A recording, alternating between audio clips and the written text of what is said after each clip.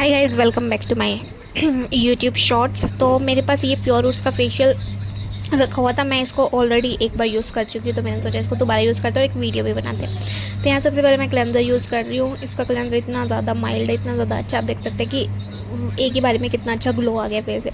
Second step है इसका scrub.